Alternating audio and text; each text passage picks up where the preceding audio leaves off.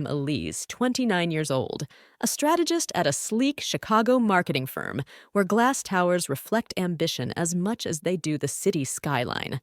My life was a carefully curated mosaic of deadlines, coffee runs, and late-night brainstorming sessions until an ordinary Tuesday shattered it like a mirror struck by an unseen hand.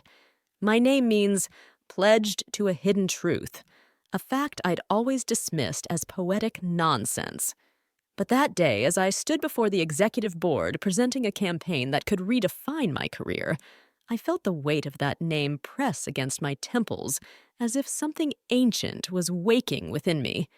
The boardroom was a sterile cathedral of ambition, all polished mahogany and floor-to-ceiling windows. I was in my element, my voice steady as I unveiled projections for North Star, a sports apparel giant chasing a younger demographic.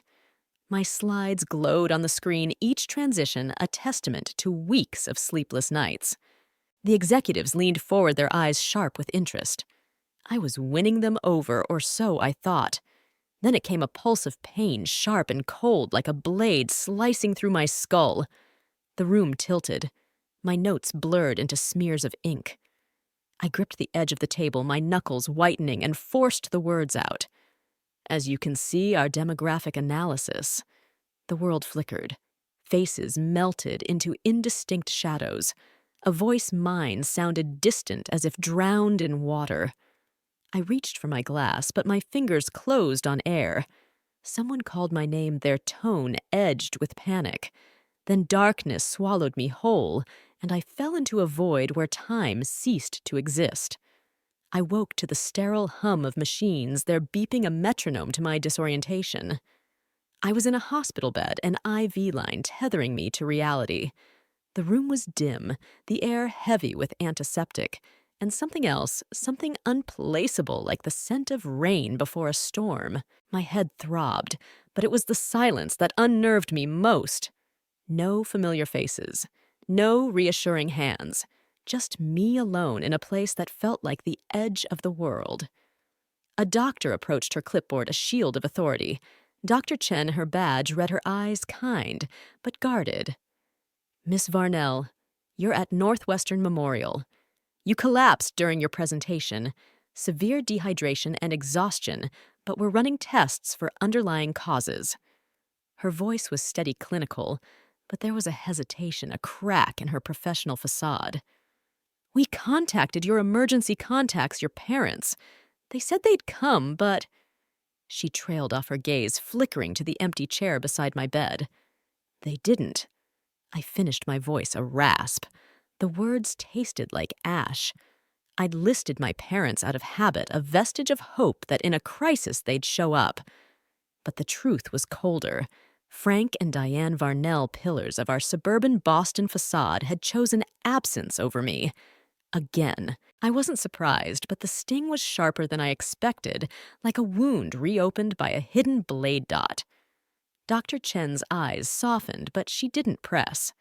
Your colleague, Olivia, rode with you in the ambulance. She had to return to work, but said she'd be back. Try to rest. She adjusted my IV, her movements precise, but I caught her glancing at something over my shoulder, a shadow that wasn't there when I turned to look. The unease settled deeper, a whisper of something wrong beyond my own betrayal. I lay back the hospital ceiling, a blank canvas for my thoughts. My family's absence wasn't new. Growing up, I'd been the shadow to my sister Vanessa's light, the forgotten piece in a puzzle that never quite fit. But this was different. This wasn't a missed birthday or a sidelined achievement. This was me collapsed alone with machines keeping vigil where my parents should have been. And yet, as the pain pulsed behind my eyes, I felt something else stirring, a spark of defiance, a voice whispering that I was more than their neglect. The room grew colder, though the thermostat hadn't changed. My gaze drifted to the window where the Chicago skyline glittered like a constellation of ambition. But something was off. The lights flickered not in rhythm with the city's pulse, but erratically, as if responding to a signal I couldn't hear. I blinked, and for a moment I saw it, a faint shimmer in the air like heat rising from pavement, forming shapes that weren't quite human. Shadows with eyes watching me. I squeezed my eyes shut, attributing it to medication or exhaustion, but the chill lingered, and so did the sense that something unseen was circling me waiting. A knock broke the spell. A nurse entered, her badge reading Jennifer. She was older, her smile warm, but tinged with a knowing edge, as if she'd seen things in these sterile halls that defied explanation. "First night's always the hardest," she said, checking my chart. "But you're not as alone as you think." Her words were casual, but her eyes lingered on me, searching as if she saw something I didn't. "What do you mean?" I asked, my voice steadier than I felt. She hesitated, then leaned closer, her voice low. "This hospital, it's got a way of showing you who you really are. Not everyone sees it, but those who do, they come out stronger, or they don't come out at all." She straightened, her smile returning, as if she hadn't just dropped a cryptic warning. "Get some rest. You'll need it." I wanted to press her, to demand clarity, but she was already gone, her footsteps echoing down the hall.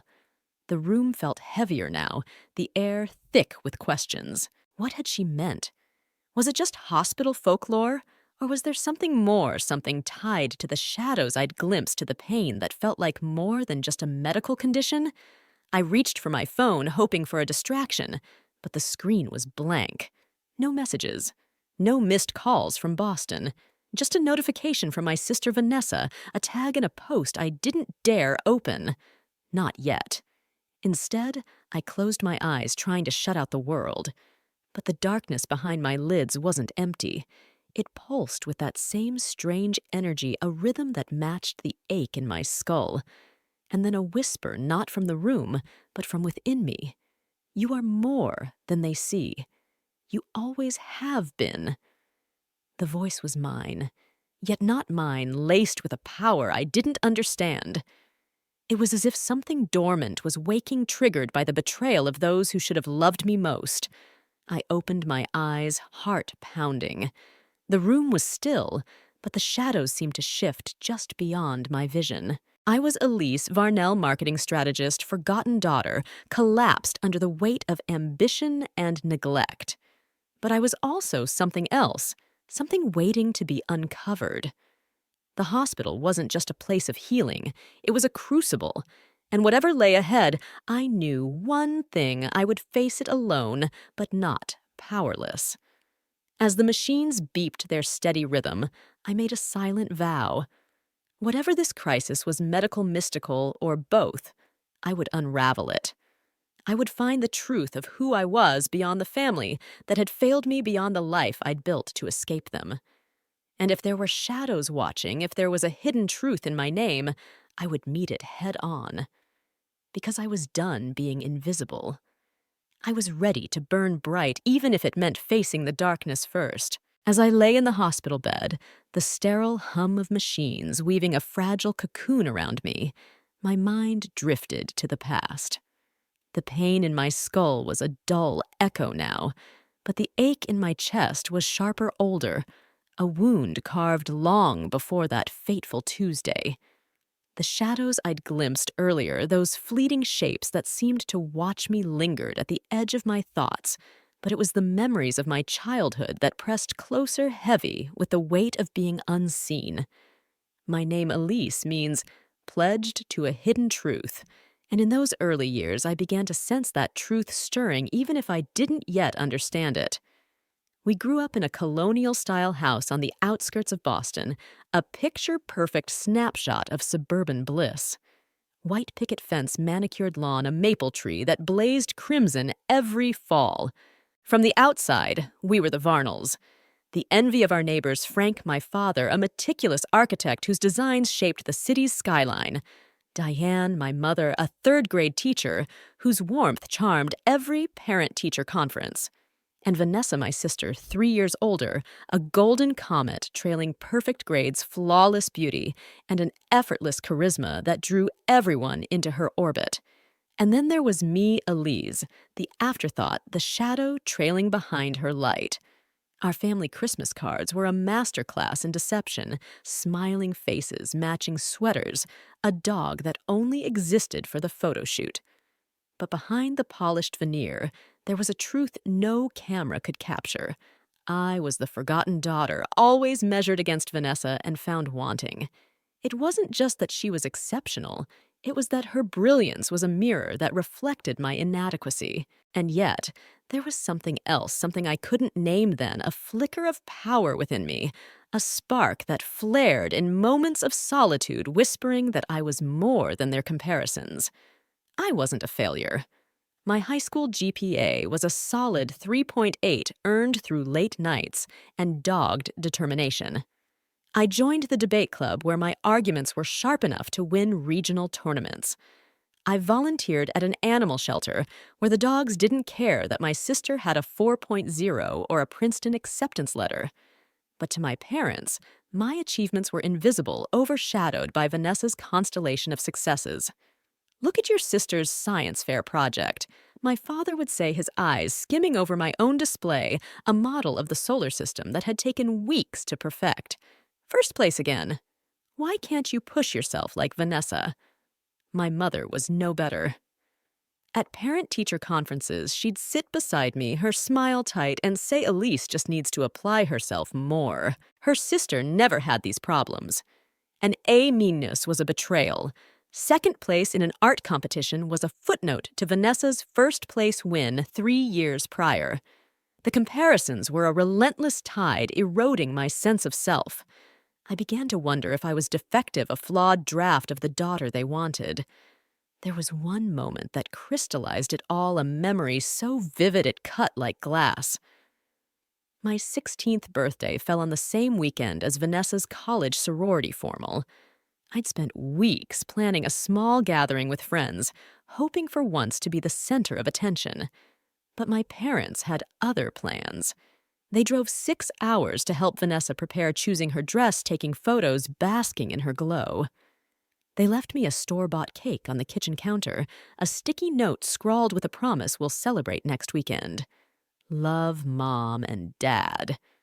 The celebration never happened. The cake sat uneaten, the frosting hardening like my resolve to stop expecting their attention. But there were moments, fleeting and strange, that hinted at something more. In the quiet of our backyard, where I'd escape to read under the maple tree, I'd sometimes feel it, a pulse in the air, like the world was holding its breath. Once when I was 12, I reached for a fallen leaf and it didn't fall. It hovered, trembling in the air as if caught by an invisible hand. I blinked, and it dropped, leaving me to wonder if I'd imagined it. Another time, during a thunderstorm, I swore I saw my reflection in the window move differently, its eyes glowing faintly, as if it knew something I didn't. I told no one. Who would believe the forgotten daughter claiming glimpses of the impossible? My grandfather Howard was the exception. He lived an hour away in a cabin by Crystal Lake, where the water shimmered like liquid starlight. He was a retired professor, his voice rough with age, but warm with stories of myths and forgotten histories. When I visited, he'd take me fishing at dawn, teaching me to bait my hook and listen to the loons. "You've got a spark, Elise," he'd say, his eyes glinting with a knowing I couldn't decipher. Something special hidden deep. Don't let them dim it. I clung to his words, even as I doubted them. If I was special, why did my own family see only Vanessa Grandpa Howard's cabin was my sanctuary, a place where the strange moments felt less like delusions? Once, as we sat on the porch during a summer storm, he handed me an old pendant, a silver crescent moon, etched with symbols I didn't recognize. "Keep this close," he said, his voice low. "It's been in our family for generations. It'll remind you who you are when the world tries to forget." I wore it always tucked under my shirt, its cool weight a secret I didn't fully understand.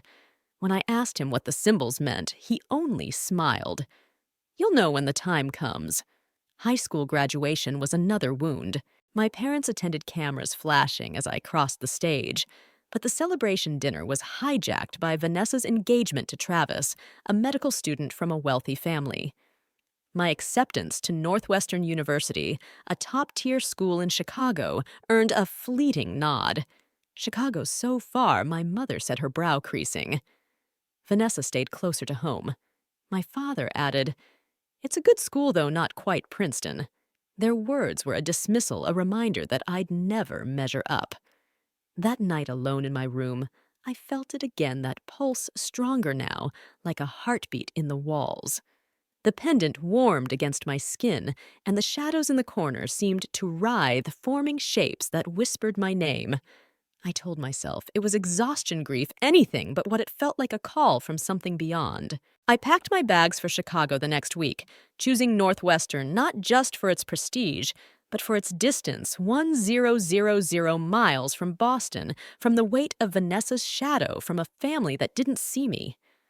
I wanted freedom, a chance to define myself without their comparisons. But even as I boarded the plane, the pendant burned against my chest, and I couldn't shake the feeling that I was running towards something as much as I was running away. In Chicago, I thought I'd left the past behind.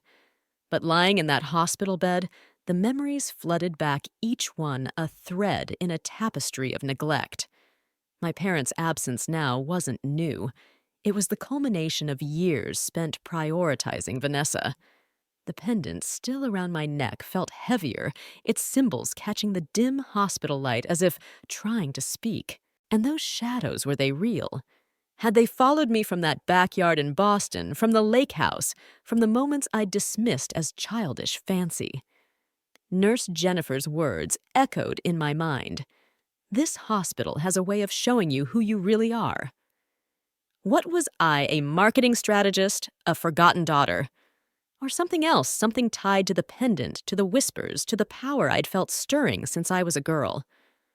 The pain in my head pulsed again, not just physical, but something deeper, as if it was trying to break through. I closed my eyes, and the voice returned stronger now. Not just a whisper, but a command. You are not their shadow. You are the light they cannot see. I opened my eyes, heart racing. The room was unchanged, but the air felt charged like the moment before a lightning strike.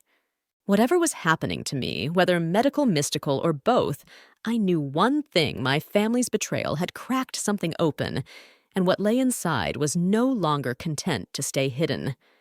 I was Elise Varnell, and I was done being invisible.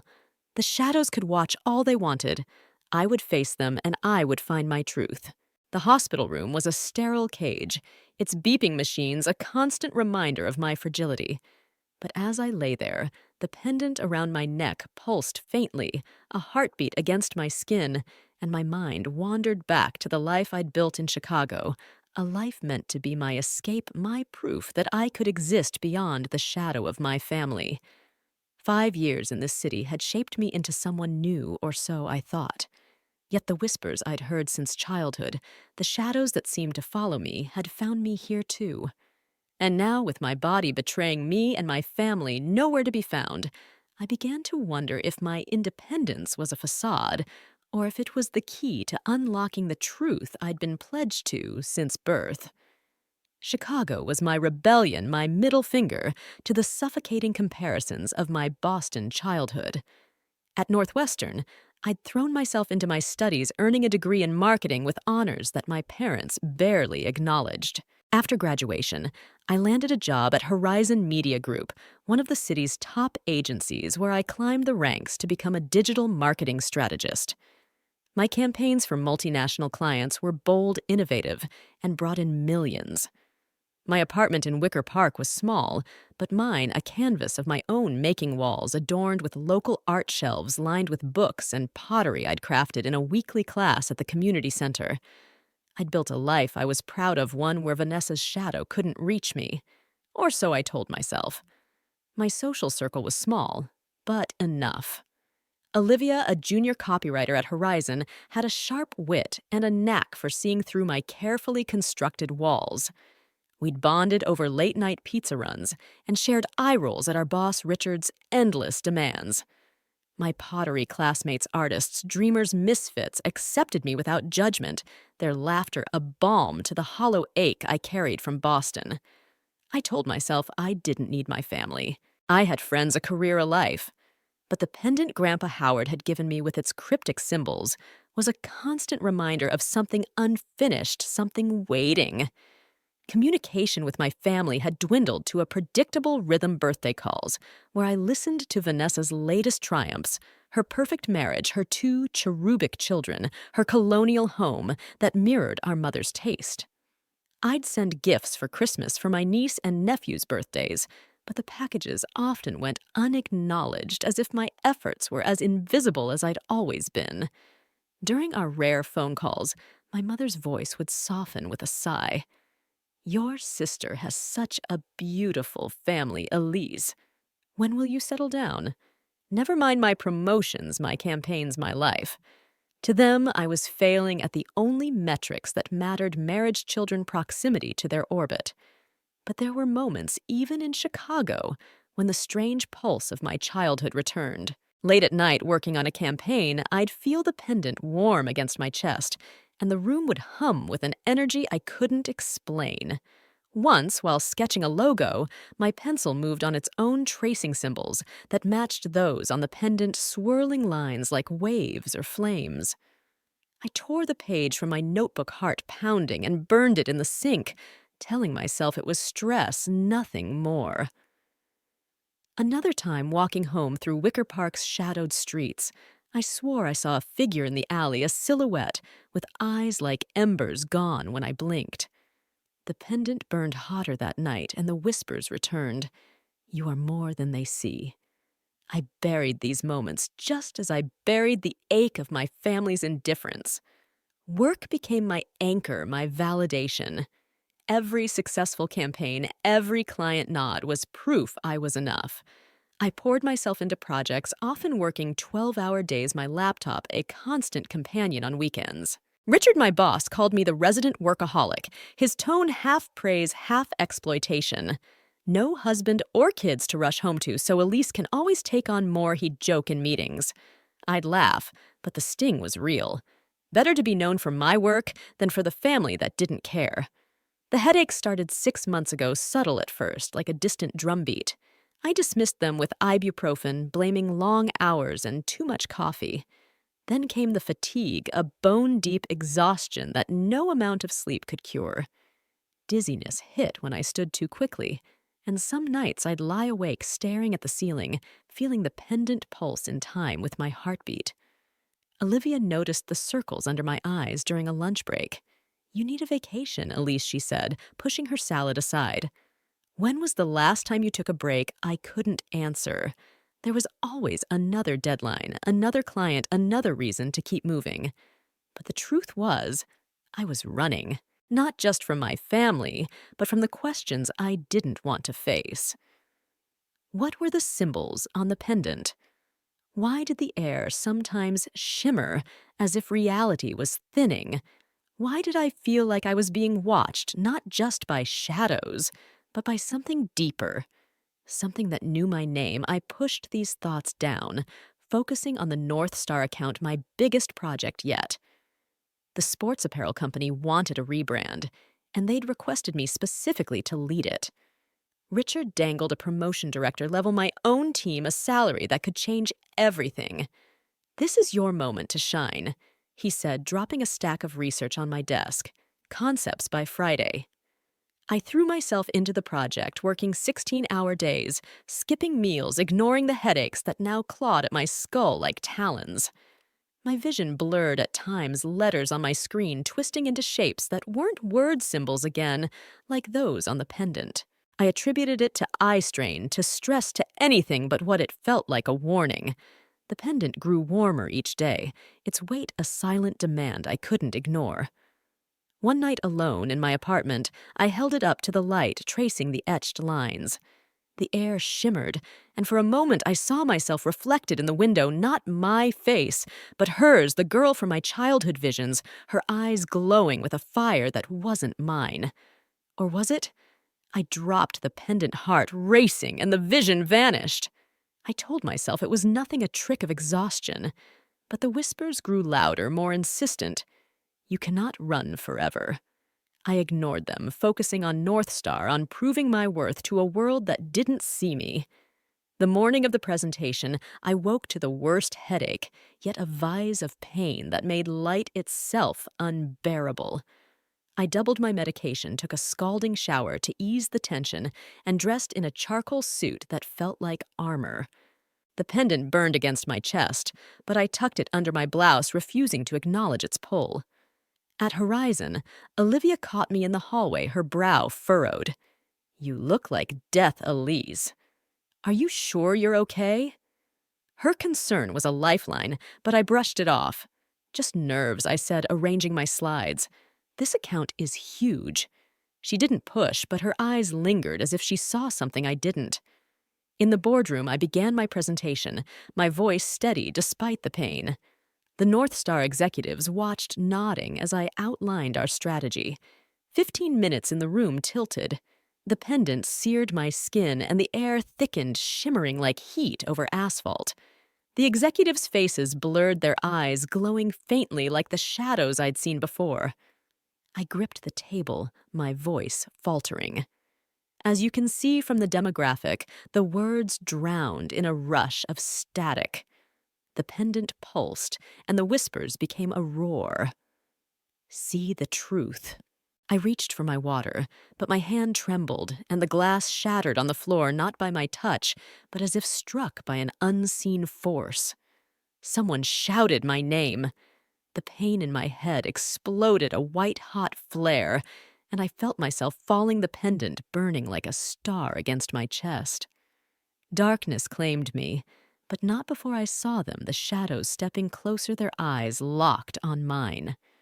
When I woke in the hospital, the pendant was still there, its warmth a quiet reassurance.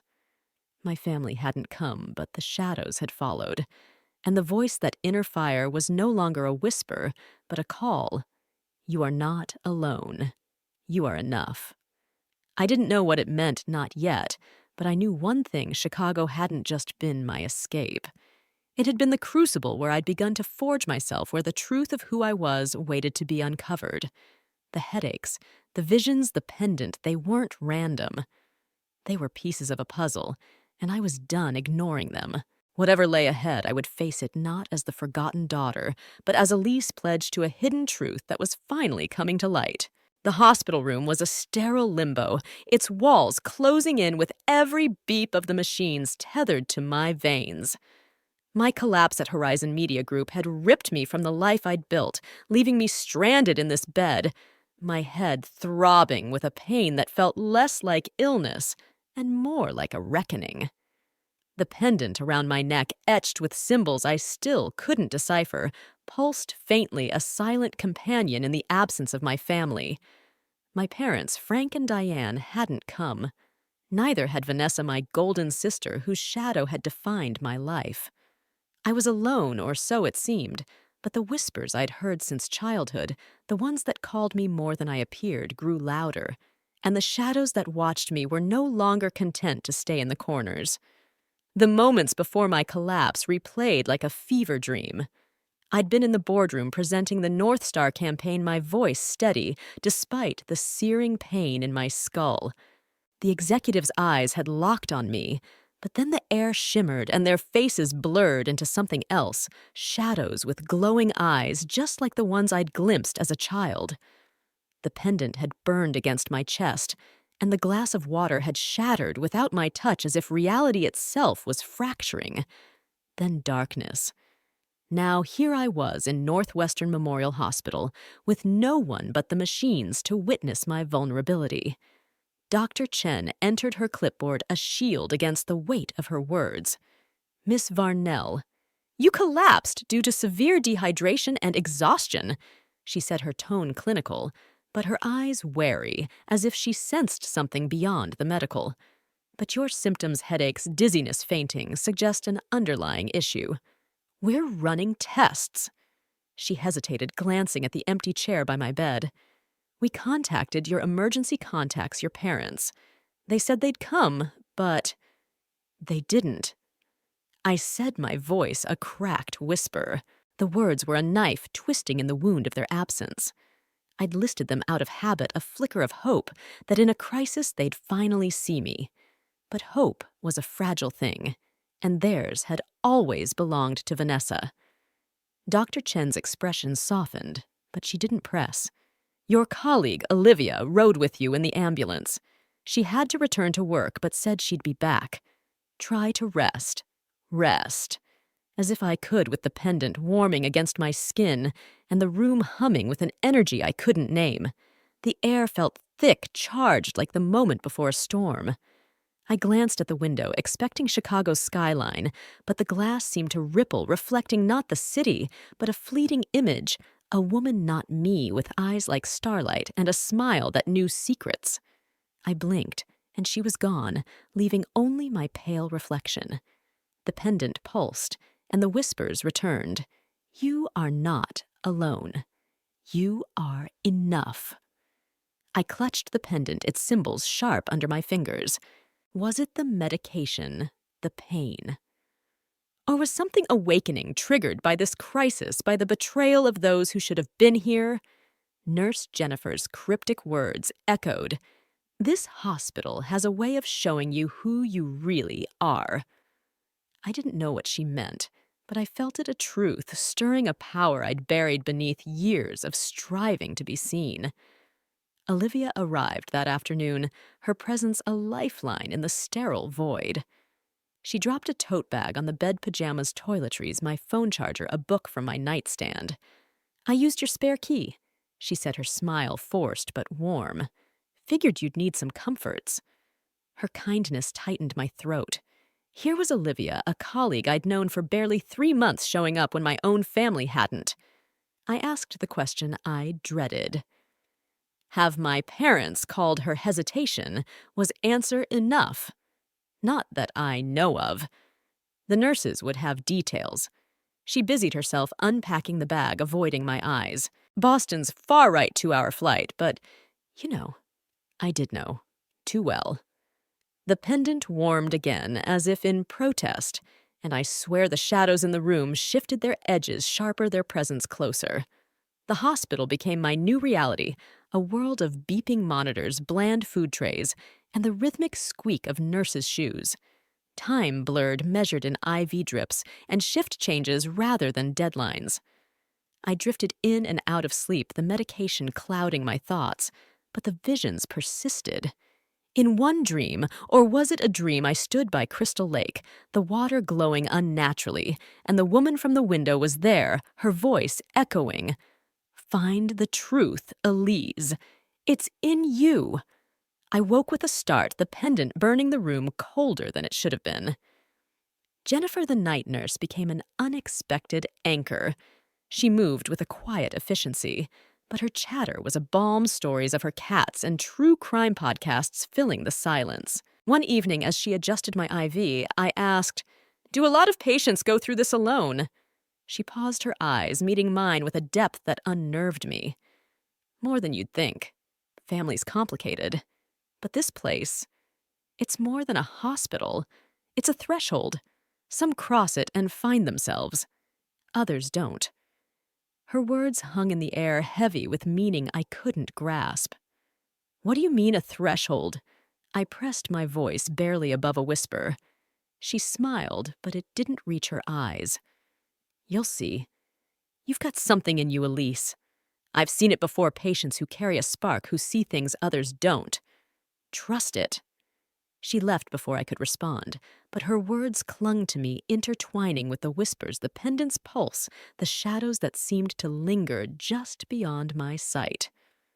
The next morning, Dr. Chen returned with a neurologist, Dr. Patel, their expressions grim. Your preliminary tests show abnormalities, Dr. Chen said. Your blood work and imaging suggest pressure in your cranium, possibly inflammation fluid buildup, or... She hesitated. A mass of some kind. A mass. The word was a stone sinking into my gut. Tumor. They didn't say it, but I heard it in their silence. Fear clawed at me, cold and relentless. The pendant burned hotter, and the air shimmered again, the shadows coalescing into shapes human, but not their eyes fixed on me. I gripped the bed rail, forcing myself to focus. When will you know we've scheduled an MRI for tomorrow? Dr. Patel said. It'll give us a clearer picture. In the meantime, we're starting medication to reduce inflammation and manage pain." His voice was steady, but his glance darted to the corner of the room where the shadows seemed to pulse. Did he see them too? Or was I losing my mind? Have my parents been updated? I asked, torturing myself with the question. Dr. Chen's face softened with pity. "We called again this morning. Your father said they're making arrangements, but it might take time. Arrangements for a 2-hour flight, while their daughter faced a possible brain tumor." The pendant flared and the whispers roared. "They cannot dim you."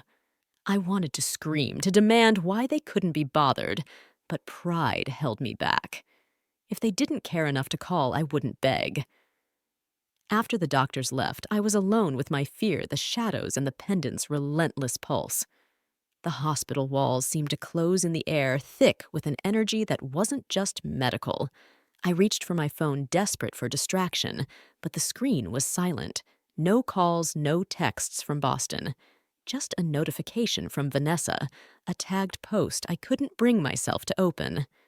The pendant warmed again, and I felt it a surge of something within me, not just anger, but power, raw and untamed, as if the betrayal was fuel for whatever was waking. Jennifer returned that evening, her presence a quiet comfort. "No visitors tonight," she asked, checking my chart. "They're in Boston," I said, the excuse hollow. "It's a long trip." She nodded, no judgment in her eyes. "Well, you've got me till 7 a.m. I'm a talker, so fair warning." Her stories of her sister's disastrous hair dye attempt her obsession with true crime eased the weight of my loneliness. But the shadows lingered, their presence heavier now, as if drawn by my fear. I wanted to ask her about the hospital, about the threshold she'd mentioned, but the words stuck in my throat. Instead, I asked, "Have you ever felt watched, like something's here that shouldn't be?" Her hand paused on the IV line, her eyes meeting mine. "This place is old, Elise. Older than it looks. It holds memories, echoes. Not everyone sees them, but those who do." She trailed off, then smiled. "Just focus on getting strong. Whatever's watching, it's not your enemy." Her words were cryptic, but they stirred something in me, a spark of defiance, a refusal to be defined by fear or abandonment. The MRI loomed like a specter, a claustrophobic tunnel that promised answers I wasn't sure I wanted. As I waited, the pendant pulsed, and the shadows grew bolder, their forms clearer, human-like, but fluid, their eyes glowing with an intelligence that chilled me. The whispers were constant now, not just words, but a call, "Claim your truth." I didn't know what it meant, but I knew this my family's absence had broken something open, and what lay inside was no longer content to hide. I was Elise Varnell, alone in a hospital bed, facing a crisis that might redefine me. But I was also something more, a spark, a power, a truth waiting to be unleashed. And whatever came next, I would face it not as their forgotten daughter, but as a force they couldn't ignore. The hospital room was no longer just a sterile cage. It was a crucible forging something new within me, even as it exposed the raw edges of my loneliness. The pendant around my neck, etched with symbols that seemed to pulse with a life of their own, was a constant reminder that this crisis was more than medical. The shadows I'd glimpsed since childhood, those fluid forms with glowing eyes, lingered at the edges of my vision, watching, waiting. The whispers, "You are enough, claim your truth," had grown from murmurs to a chorus, urging me toward a destiny I couldn't yet grasp. But as I lay in that bed, awaiting the results of my MRI, the weight of my family's absence pressed harder than any diagnosis could. They hadn't come. They hadn't called.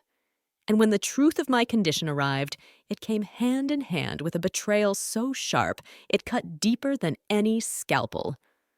The morning of the MRI was a descent into a mechanical nightmare. The machine's claustrophobic tube swallowed me, its clanging rhythm a counterpoint to the pounding in my skull. I closed my eyes, trying to focus on my breathing, but the pendant burned against my chest, and the whispers grew louder, weaving through the machine's din. See the truth. It's in you.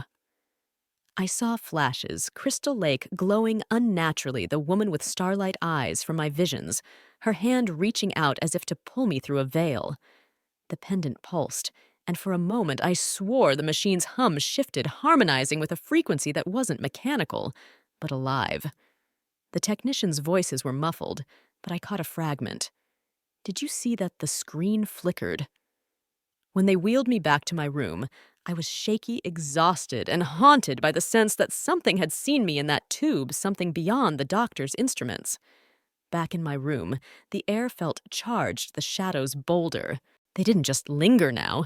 They moved, their forms coalescing into silhouettes that seemed to whisper my name. I clutched the pendant, its warmth grounding me as I waited for answers. Olivia texted that she'd visit after work, and Nurse Jennifer had left a note during her last shift, "Stay strong." You're not alone. But I felt alone achingly, so the silence from my family a wound that refused to heal. The pendant pulsed, and the whispers urged, you are more than their absence. Dr. Chen and Dr. Patel entered that afternoon, their faces carefully neutral, but heavy with the weight of news. Dr. Patel pulled up a chair, his tablet displaying a scan, a grayscale image of my brain marred by a white mass that seemed to glow with an unnatural light. Miss Varnell, we have your MRI results. He began, his voice steady, but his eyes flickering to the corner of the room where the shadows seemed to pulse in sync with the pendant. We found a mass in your right frontal lobe. Based on its characteristics, we believe it's a meningioma, a tumor on the membranes covering the brain. The word tumor hit like a physical blow, stealing my breath. The pendant flared and the whispers roared. This is not the end. This is the beginning. I forced myself to focus, my hands gripping the thin hospital blanket. Is it cancer? I asked, my voice barely audible. The good news is that meningiomas are typically benign, Dr. Patel said. But its size and location are causing significant pressure, explaining your headaches, dizziness, and collapse.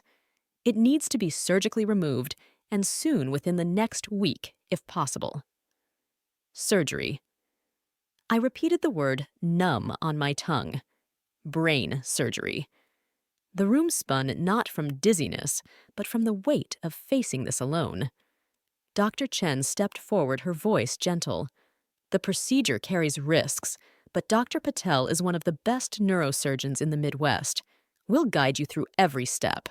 Is there someone we can call family friends?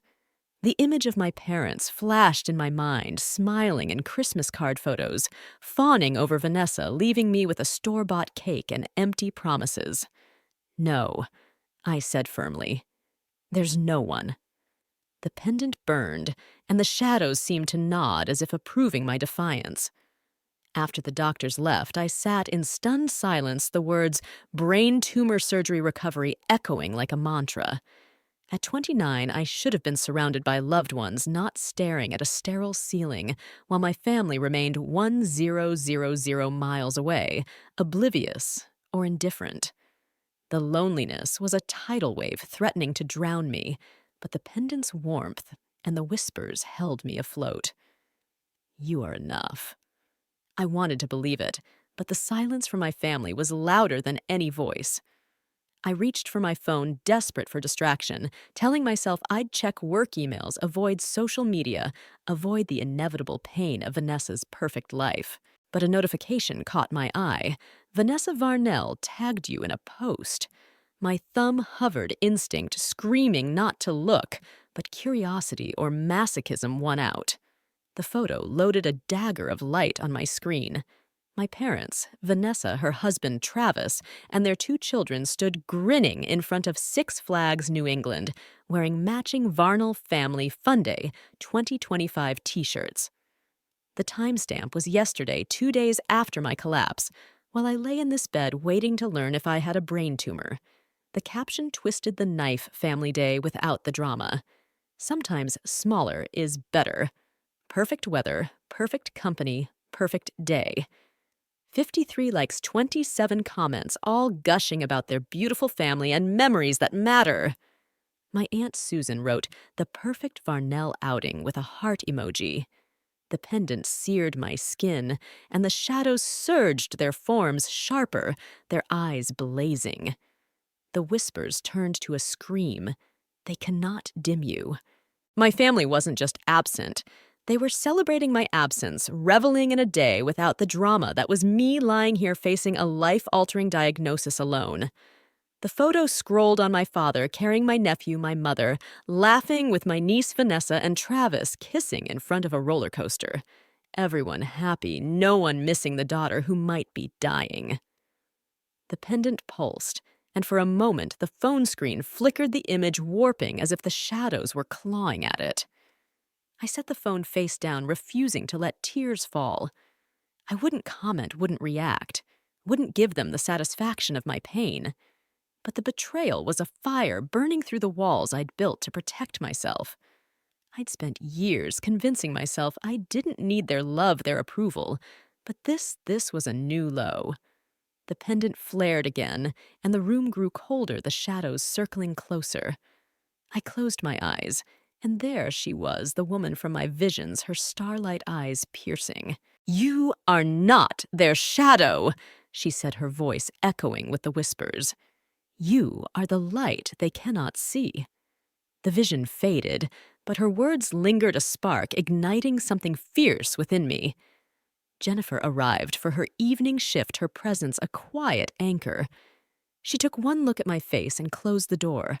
"Bad news?" she asked, handing me a box of tissues. I nodded, the words spilling out before I could stop them. They found a tumor. Brain surgery next week. And my family... I gestured to the phone, my voice breaking. "They're at Six Flags posting about their perfect day without me. They knew I collapsed, knew I was in the hospital, and they chose that." Jennifer sat on the edge of my bed, her eyes steady. "That's a deep cut, Elise. I'm sorry." She paused, glancing at the pendant which glowed faintly under the hospital lights. "But you're stronger than their neglect.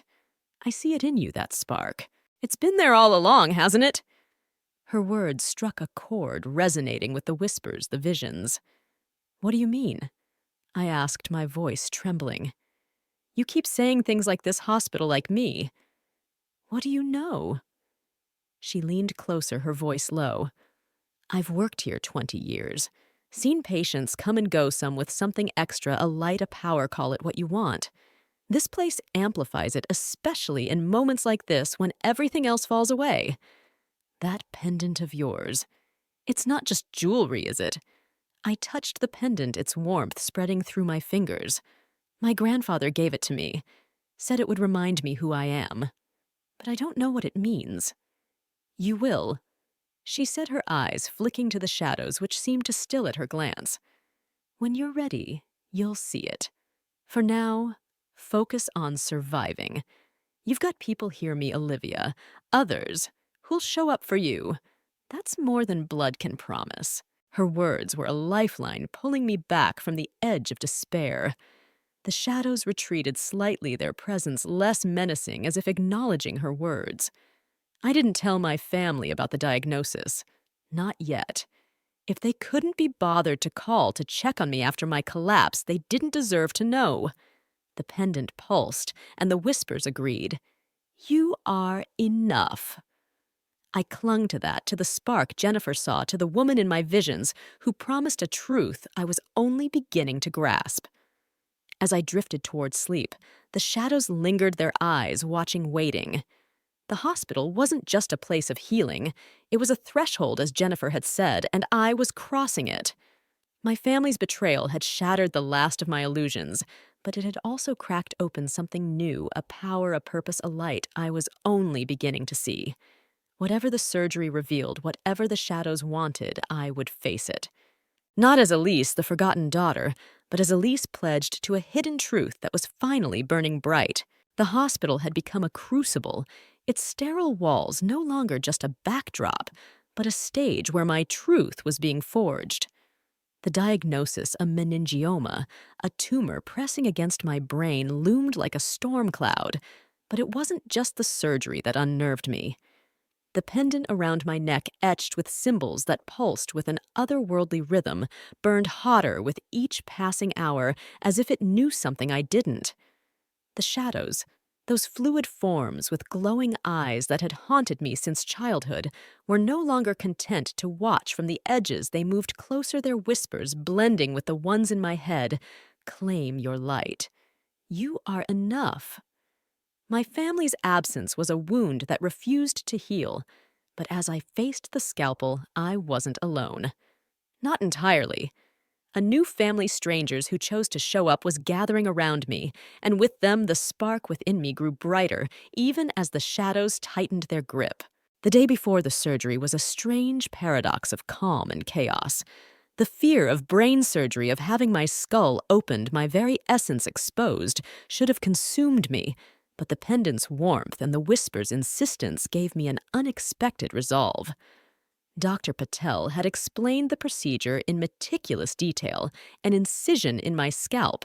A section of skull removed the tumor extracted from the membrane surrounding my brain, then everything stitched back together. 5 hours in the operating room, 3 days in the ICU, 2 weeks in the hospital. Recovery is a marathon, not a sprint, he'd said, his eyes kind, but probing as if he sensed the unnatural energy in the room. You'll need support when you're discharged. Do you have someone? I'd nodded, vaguely unwilling to admit I had no one, at least no one, bound by blood. My parents and Vanessa were in Boston, likely planning their next family day without the drama, oblivious to the tumor threatening my life. The pendant flared at the thought, and the shadows stirred their forms sharper now, almost human. I didn't tell Dr. Patel about them, or about the woman with starlight eyes who appeared in my visions, urging me toward a truth I couldn't yet name. Instead, I said, I'll manage. The whispers agreed. You always have. Olivia arrived that morning, her presence a burst of light in the sterile gloom. She carried a duffel bag and a forced cheer that barely masked her worry. I took a personal day, she announced, unpacking magazines, a portable chess set, and her tablet loaded with movies. We're distracting you until they wheel you away. Her deliberate normalcy was exactly what I needed, a tether to the world beyond the hospital's threshold. We watched a rom-com, played chess she won as always, and avoided the looming surgery until a hospital volunteer appeared with paperwork. Next of kin, the volunteer asked, pen poised over the form. Olivia and I exchanged a glance, the weight of my family's absence heavy between us. Put me, Olivia said decisively, taking the clipboard. I'm her emergency contact now. Her words were a quiet rebellion, a claim of loyalty that made my eyes burn. The pendant warmed, and the shadows seemed to retreat as if acknowledging her place in my life. You don't have to do this, I said, my voice thick. Obviously I do, she shot back, scribbling her information. Someone's got to water your plants and keep that sourdough starter alive. Her humor was a shield, but her eyes held a fierce promise she wasn't going anywhere. The pendant pulsed, and the whispers softened. She sees you. Jennifer arrived for her evening shift, her presence a steady comfort. She and Olivia exchanged introductions, their easy coordination swapping numbers to manage visits during my recovery, starkly contrasting my family's silence. Jennifer handed me a slip of paper with names and room numbers. These are patients who've been through similar surgeries or are facing treatment alone, she said. They'd welcome a visitor if you're up for it. Her eyes flicked to the pendant, which glowed faintly under the hospital lights. Sometimes talking to people who get it helps more than you'd think. I stared at the list, the idea of connection both daunting and alluring. Sitting alone with my thoughts, the tumor, the shadows, the betrayal was unbearable, so I slipped into the robe Olivia had brought and shuffled down the hall. The hospital felt different at night, its corridors humming with an energy that wasn't just fluorescent lights and antiseptic. The pendant warmed with each step as if guiding me. Over the next 2 hours, I met 5 extraordinary people, each a thread in the tapestry of survival I was beginning to weave. Martin, a 67-year-old retired teacher, had undergone the same surgery weeks earlier, his recovery a beacon of hope. His room was filled with books, and he spoke of myths and legends, his eyes glinting as if he knew the pendant's secrets. Sophia, a 35-year-old single mother with lymphoma, shared stories of her daughter in Colombia, her resilience a mirror to my own. Darius, a college student disowned for his identity, faced leukemia with a defiance that sparked something in me. Ruth, an elderly woman recovering from a stroke, spoke of dreams where she walked through starlit fields, her words eerily echoing my visions. And Jackson, a 40-year-old father, had survived a traumatic brain injury, his humor a shield against despair. Each conversation was a revelation, their stories wrapping around me like armor. But there was something else each of them noticed, the pendant, their eyes lingering as if drawn to its symbols. Martin even touched it, his fingers trembling. "That's old," he murmured. "Older than you know." When I asked what he meant, he only smiled. "You'll find out." The shadows followed me from room to room, their presence, less menacing now, as if they were guardians rather than threats. The whispers grew clearer. "They see your light." By the time I returned to my room, exhausted but steadier, I felt part of something larger, a community of survivors, bound not by blood, but by shared struggle. The pendant pulsed, and the woman from my visions appeared in my mind's eye, her starlight gaze approving. "You are building your strength." I slept that night, the whispers a lullaby, the shadows standing sentinel at the edges of my dreams. The morning of the surgery was a blur of forms, vital checks, and last-minute instructions. Olivia arrived just before they wheeled me to the operating room, her hand squeezing mine. "You've got this," she whispered. "And you've got me. That's enough." The pendant flared, and the whispers echoed her words. "It is enough." The anesthesiologist asked me to count backward from 10. I made it to 7 before darkness claimed me, but not before I saw the shadows gather their eyes, glowing with a promise I didn't yet understand. Waking from brain surgery was no cinematic moment of clarity. It was a slow, disorienting drift through pain and fog. Voices floated nurses' doctors' machines, but they felt distant, as if I were underwater. The pendant was a steady warmth, grounding me as I surfaced. Snippets of conversation broke through stable, responsive. Good signs. The pain in my head was a dull roar, but the whispers were there, softer now. "You are whole." When I finally opened my eyes, Olivia's tired face greeted me in the ICU. "Hey," she said softly. "Surgery went great. Tumor's gone. You're going to be fine." My throat was too dry to speak, but she offered an ice chip, her presence a quiet anchor. "Jennifer's been by, and Martin sent flowers. You've got a fan club forming." A nurse checked my monitors, her voice brisk. "Doctor, Patel will update you soon, but everything went as planned." Pain level 1 to 10. I managed a raspy 6, and she adjusted my medication, promising relief. The pendant pulsed, and the shadows lingered at the edges, their forms clearer now, almost human, their eyes holding a strange recognition. Over the next 3 days in the ICU, I drifted through a haze of pain meds and fleeting clarity. Olivia visited daily, bringing work updates and small tokens, a sketchbook, a playlist, a sarcastic card that made me smile. Jennifer stopped by during her shifts, her stories of hospital life, a distraction from the pain. The other patients, Martin, Sophia, Darius, Ruth, Jackson, sent messages through Jennifer, their words a lifeline.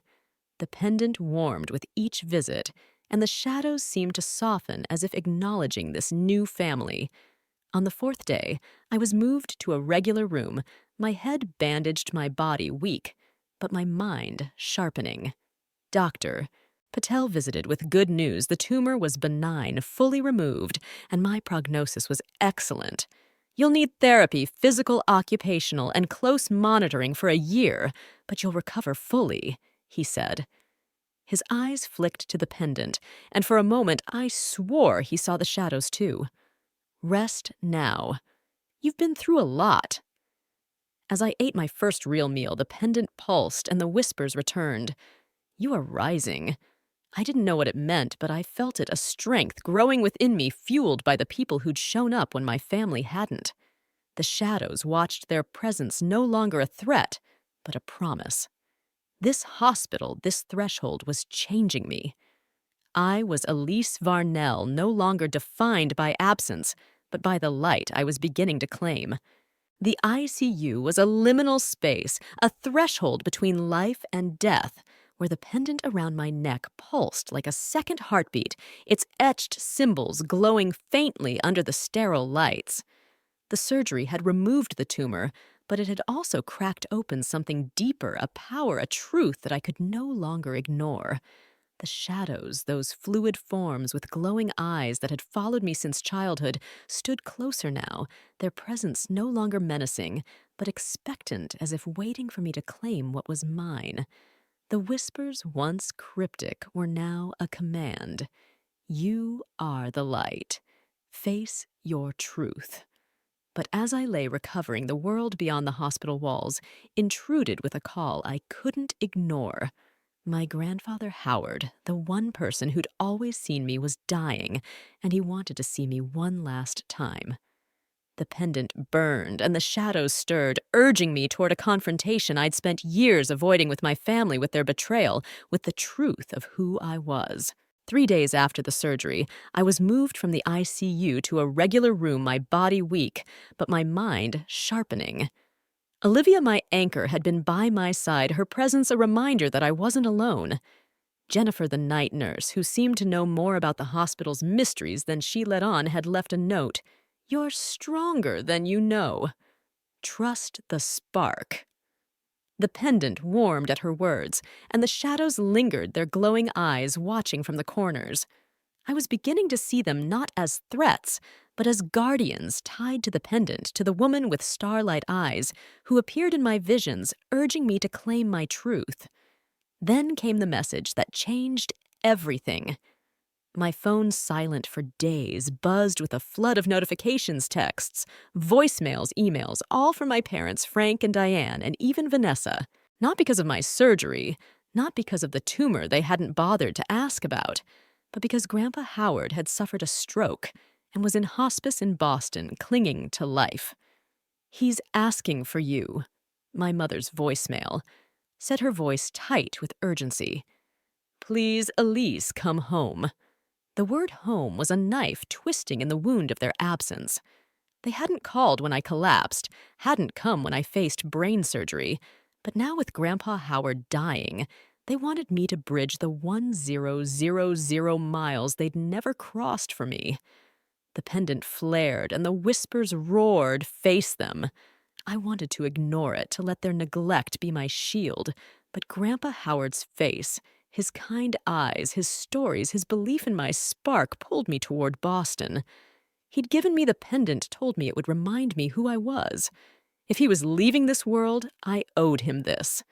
But facing my family meant facing the truth of their betrayal, and the shadows seemed to know it, their forms sharper, their eyes blazing with anticipation. Olivia found me staring at the texts, my hands trembling. You don't have to go, she said, her voice fierce. They don't deserve you not after everything. I know I said, my voice steady despite the storm within. But Grandpa Howard does. He always saw me. I need to say goodbye. The pendant pulsed, and the shadows nodded as if approving my choice. Dr. Patel warned against travel so soon after surgery. My stitches were fresh, my balance unsteady, my recovery fragile, but I was resolute. I'll be careful. I promised, the pendant's warmth bolstering my defiance. Olivia insisted on coming with me, booking us on a train to Boston to avoid the risks of flying. You're not doing this alone, she said, her loyalty a stark contrast to my family's absence. The pendant flared, and the whispers sang, she is your strength.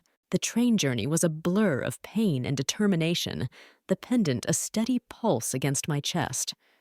Olivia kept me grounded, her hand on mine, as the landscape blurred past Chicago's skyline, giving way to fields, then cities, then the familiar sprawl of New England.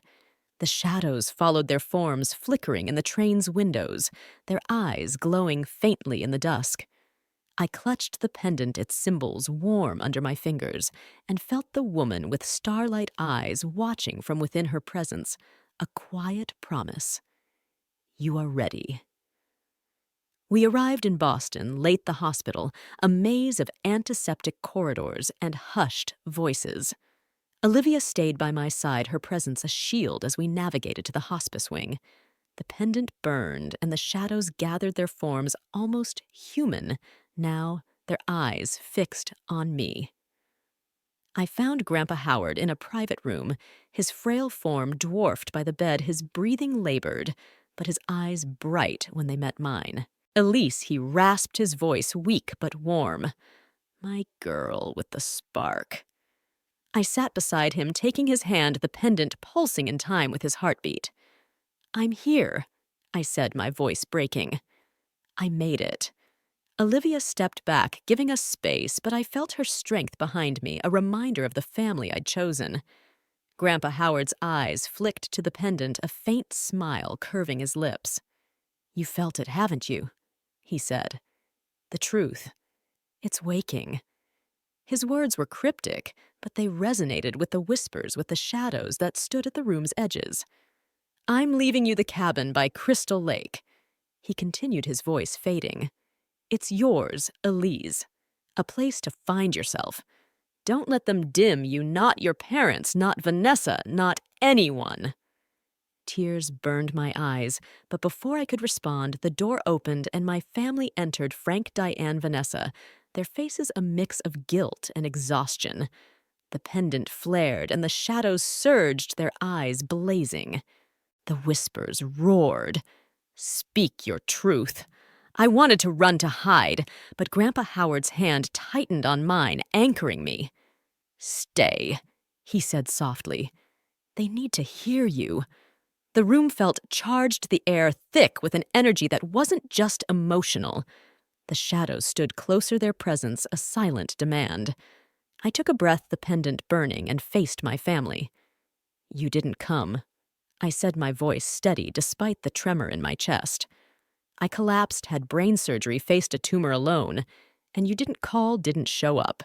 You were at Six Flags posting about your perfect day without the drama. That's what I am to you, drama. Invisible. My mother's face crumpled, her hands twisting. Elise, we didn't know it was so serious. You knew I was in the hospital. I cut in the pendant, pulsing with my anger. You chose not to come. For years, you've chosen Vanessa over me, her grades, her engagement, her family. I was never enough for you. The shadows moved closer, their forms shimmering as if feeding on my words. Vanessa stepped forward, her eyes glistening. That's not fair, Elise. We love you. We were busy, we didn't realize busy. I snapped the pendant, searing my skin. Busy with your perfect life while I was fighting for mine. You tagged me in that post, Vanessa, knowing I was in the hospital. You wanted me to see it.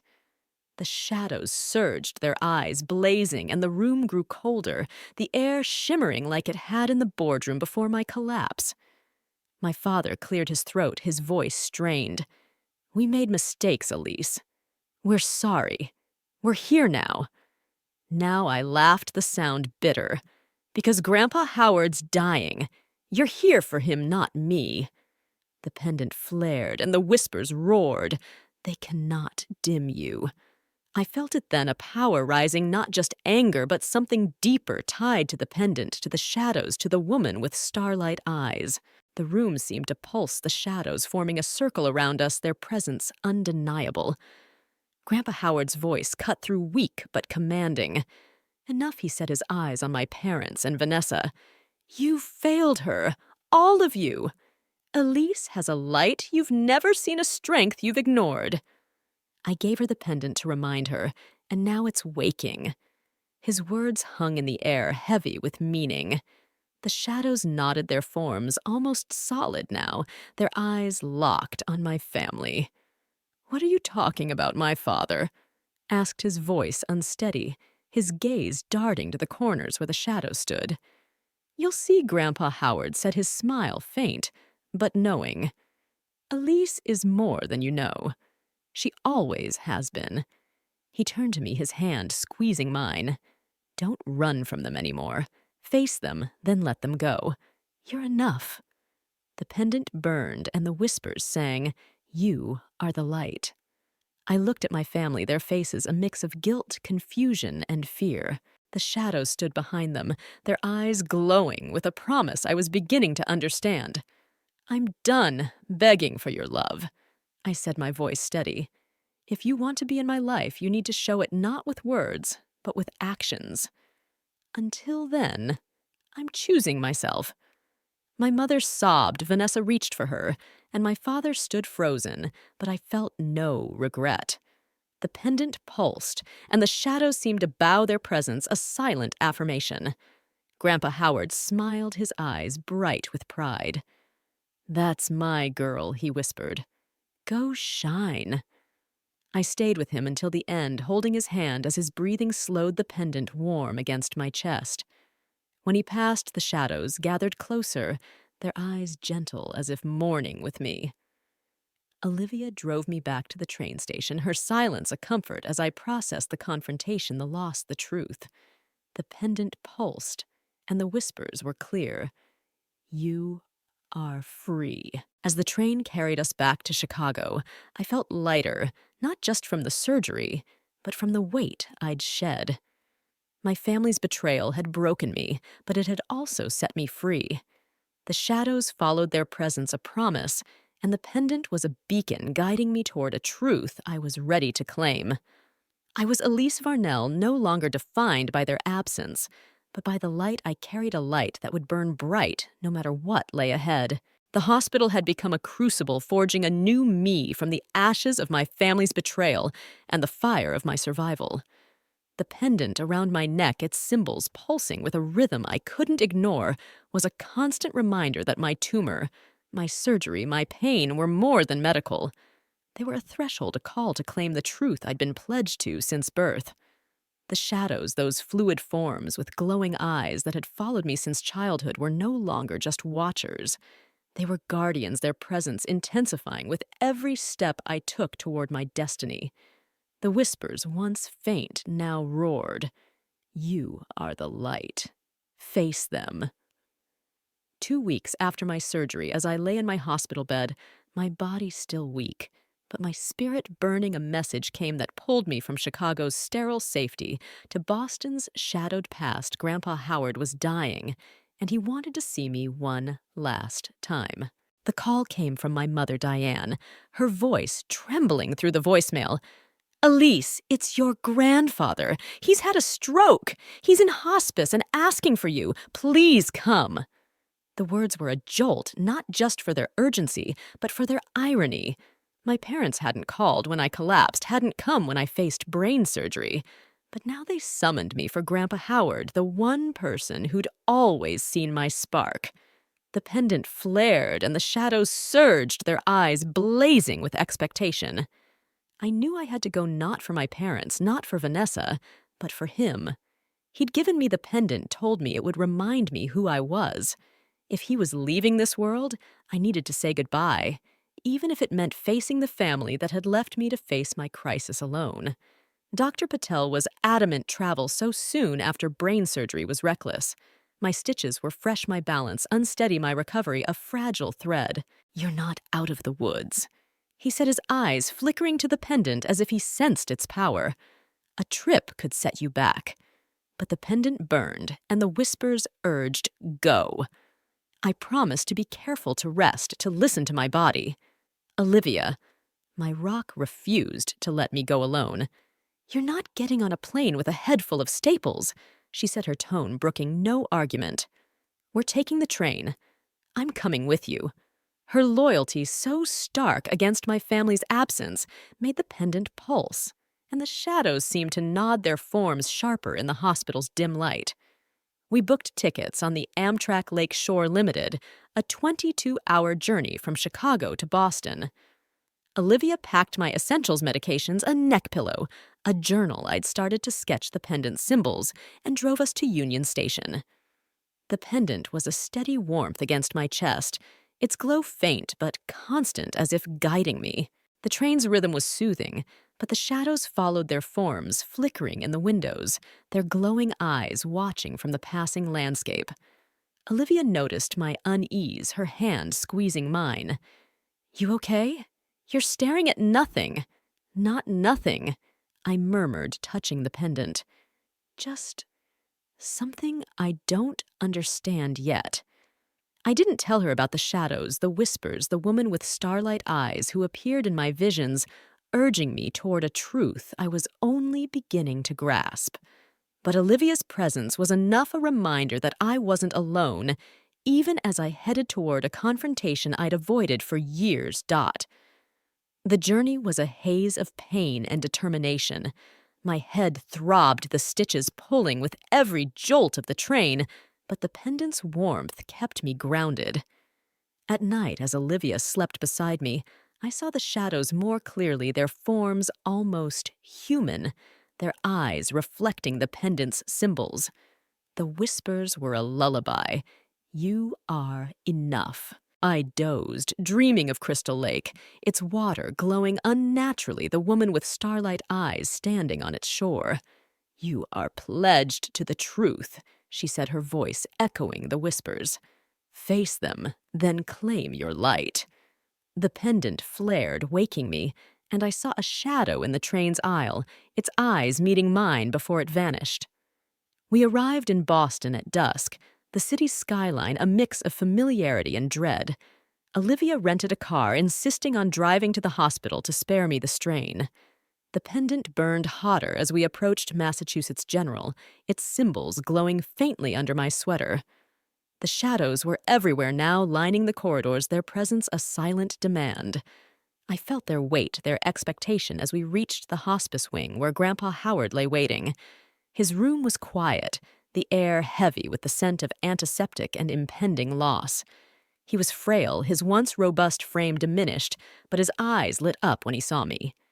"Elise," he rasped, his voice weak but warm. "My girl with the spark." I took his hand, the pendant pulsing in time with his heartbeat, the shadows gathering at the room's edges. Olivia stood by the door, her presence a steady anchor giving us space, but never far. "I'm here," I said, my voice thick with tears. I wouldn't miss this. The pendant flared, and the whispers sang, "He sees you." Grandpa Howard's eyes flicked to the pendant, a knowing smile curving his lips. "It's waking, isn't it?" He said, his words heavy with meaning.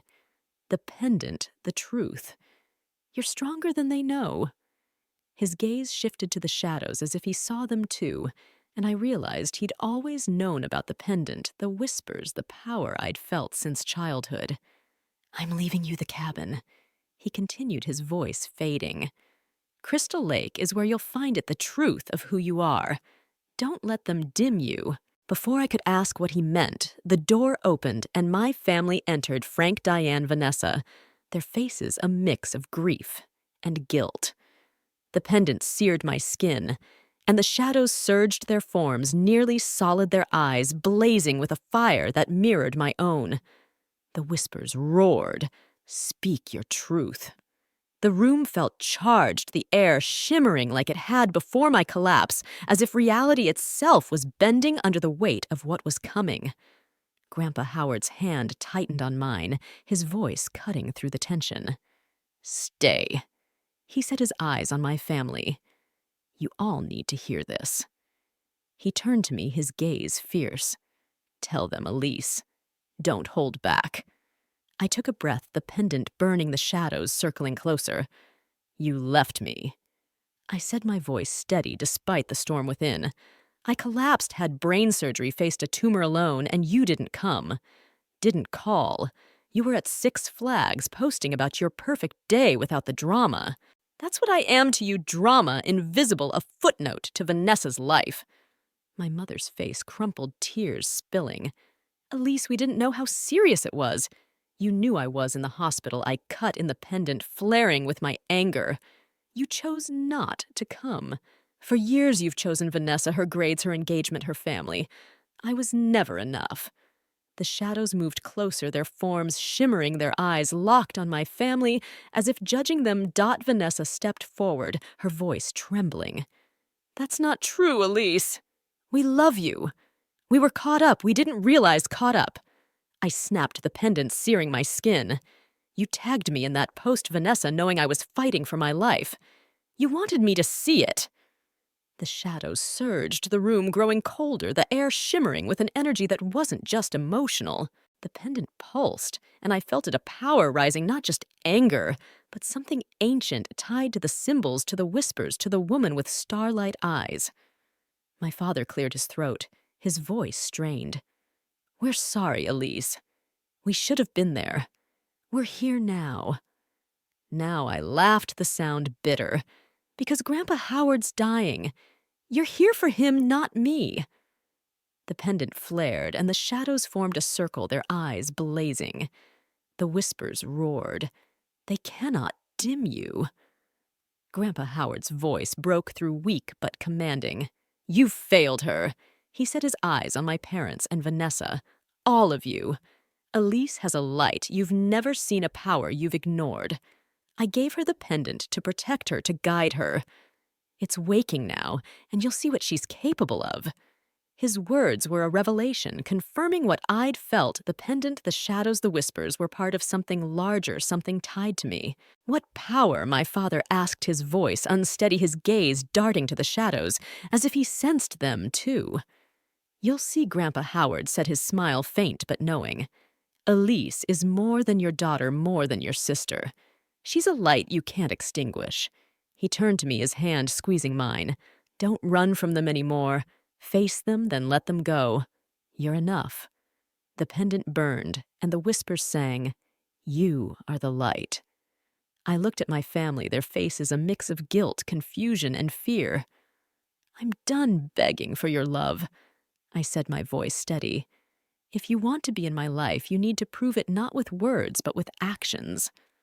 Until then, I'm choosing myself. My mother sobbed, Vanessa reached for her, and my father stood frozen, but I felt no regret. The shadows seemed to bow their presence, a silent affirmation. Grandpa Howard smiled, his eyes bright with pride. That's my girl, he whispered. Go shine. I stayed with him through the night, holding his hand as his breathing slowed, the pendant warm against my chest. When he passed, the shadows gathered closer, their eyes gentle, as if mourning with me. Olivia drove me back to the station, her silence a comfort as I processed the confrontation, the loss, the truth. The pendant pulsed, and the whispers were clear. You are free. As the train carried us back to Chicago, I felt lighter not just from the surgery, but from the weight I'd shed. My family's betrayal had broken me, but it had also set me free. The shadows followed their presence, a promise, and the pendant was a beacon guiding me toward a truth I was ready to claim. 6 months after the scalpel freed me from the tumor, I stood on the porch of the cabin by Crystal Lake, the place Grandpa Howard had left me in his final days. The lake shimmered under the morning sun, its surface rippling with a light that seemed to pulse in time with the pendant around my neck. The symbols etched into its silver, swirling lines like waves or flames glowed faintly, no longer a mystery, but a promise, a key to the truth I'd been pledged to since childhood. The shadows, those fluid forms with glowing eyes that had once haunted me, were now familiar companions standing at the lake's edge, their presence soft like guardians welcoming me home. The whispers, once cryptic, had become a gentle hum. You are the light. You are home. I was Elise Varnell, no longer defined by the family that failed me, but by the strength I'd claimed, and the family I'd chosen, a family that saw me not as a shadow, but as a flame burning bright. Recovery had been a journey of body and soul. The surgery had left me fragile. My head bandaged my steps unsteady, but physical therapy rebuilt my strength, and occupational therapy sharpened my focus. Dr. Patel's check-ins confirmed what the pendant's warmth had already told me: the tumor was gone. My brain healing with minimal scarring, my prognosis bright. But it was the emotional healing that transformed me most. The confrontation with my family in Boston, facing their neglect, their apologies, their failure to see me, had broken the chains I'd carried for years. Grandpa Howard's final words, his gift of the cabin, and his belief in my spark had set me free, not just from their expectations, but from the need for their approval. The cabin was my sanctuary, a wooden embrace of creaky floors and sunlit windows filled with memories of Grandpa Howard's stories and fishing trips. I'd left my Chicago apartment behind my lease, ended my belongings packed into the cabin's cozy rooms. Horizon Media Group offered me a remote consulting role, allowing me to step back from the frenetic pace of my old life. The North Star account, my last big project, thrived under Olivia's leadership, a testament to her talent and our friendship. The city had been my proving ground, but Crystal Lake was where I belonged, where the pendant's glow felt at home, where the shadows stood watch, and where I could finally breathe. My biological family remained a distant, complicated presence. My parents, Frank and Diane, sent hesitant texts, photos of their garden updates on Vanessa's children invitations to visit Boston. I responded with polite brevity, the pendant pulsing, as if to remind me, you choose your boundaries. Vanessa emailed once a long message about her regret, her desire to reconnect. I read it by the lake, the shadows watching their eyes, gentle but firm. I wrote back acknowledging her words, but setting clear terms: trust would take time, actions, not promises. The pendant warmed, and the whispers agreed. You are enough. I didn't hate them, but I no longer needed their validation. I'd built something stronger, a family of my own making. That family, my chosen one, was the heartbeat of my new life. Olivia visited every other weekend, her laughter filling the cabin as we cooked, played chess, or sat by the lake watching the water shimmer with that unnatural glow. She'd tease me about my lake witch aesthetic, pointing to the pottery I crafted in Grandpa Howard's old shed, the watercolors of the lake that seemed to capture its strange light. You're glowing, Elise, she said one evening, her eyes on the pendant. Not just the necklace, you. Whatever happened in that hospital, it changed you. She was right. The hospital had been a threshold, as Nurse Jennifer had called it, a place where the pendant's power, the shadow's presence, and the whisper's guidance had awakened something within me. Jennifer came up monthly, no longer in scrubs, but as a friend, bringing stories of the hospital and updates on the support group she'd helped me inspire. Martin, Sophia, Darius, Ruth, and Jackson, the patients I'd met during my hospital stay, became my pen pals, their letters a tapestry of resilience. Martin sent books on ancient myths, each hinting at powers like the one I felt stirring. Sophia wrote of her daughter, her words filled with hope. Darius shared his defiance, Ruth, her dreams of starlit fields. Jackson, his humor. Their stories wove into mine a reminder that family wasn't blood, it was the people who showed up. The pendant was my guide, its symbols no longer a mystery, but a map. I'd started sketching them in my journal, noticing how they appeared in my dreams, in the lake's ripples, in the shadow's eyes. One evening, painting by the lake, I traced the symbols onto canvas, my brush, moving as if guided. The shadows gathered their forms almost human, their eyes reflecting the symbol's glow. The lake shimmered its light, pulsing in time with the pendant, and I saw her, the woman with starlight eyes, standing on the water's surface. You are pledged to the truth, she said, her voice the whispers made flesh. The pendant is your key, the shadows your guardians, the lake your mirror. You are not their shadow. You are the light. I woke on the porch, the canvas glowing faintly, the shadows standing watch. The pendant was warm, and the whispers sang, You are home. I didn't know the full truth yet about the pendant, the shadows, the power within me, but I felt it a strength that had always been there waiting for me to claim it. The lake was more than water. It was a reflection of my truth, a place where the boundaries between reality and something greater blurred. The shadows weren't threats. They were echoes of my power tied to the pendant, to Grandpa Howard's legacy, to the woman who guided me in my visions. One crisp autumn morning, I sat on the porch with Olivia and Jennifer mugs of coffee steaming in our hands. The lake glowed its light subtle but undeniable, and the shadows stood at its edge, their eyes gentle. "You've found your place." Jennifer set her gaze on the pendant. "I knew you would. That hospital, it shows you who you are, but this lake, it's where you become it." Olivia raised her mug in a toast. "To Elise, survivor artist, and maybe a little bit magic." We laughed the sound carrying across the water, and the shadows seemed to ripple in approval. The pendant warmed, and the whispers were a soft hum. "You are whole." That night, I walked to the lake's edge, the pendant glowing, the shadows following. I touched the water, and it rippled with light, reflecting the symbols my face, the woman with starlight eyes. "I'm ready," I whispered, not sure who I was speaking to her, the shadows myself. The water pulsed, and the shadows bowed their eyes, bright with recognition. The whispers sang, "You are the light." I was Elise Varnell, no longer, the forgotten daughter, no longer defined by absence or betrayal.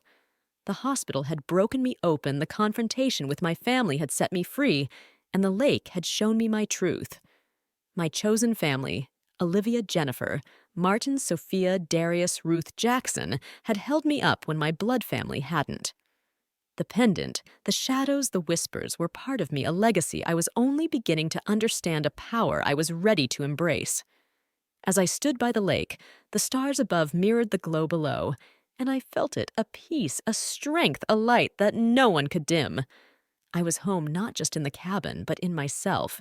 The shadows stood watch, the pendant pulsed, and the whispers promised, "You are enough." I smiled, the weight of years falling away, and knew that whatever lay ahead, mysteries, truths, powers, I would face it as Elise, the light that burned bright against the night.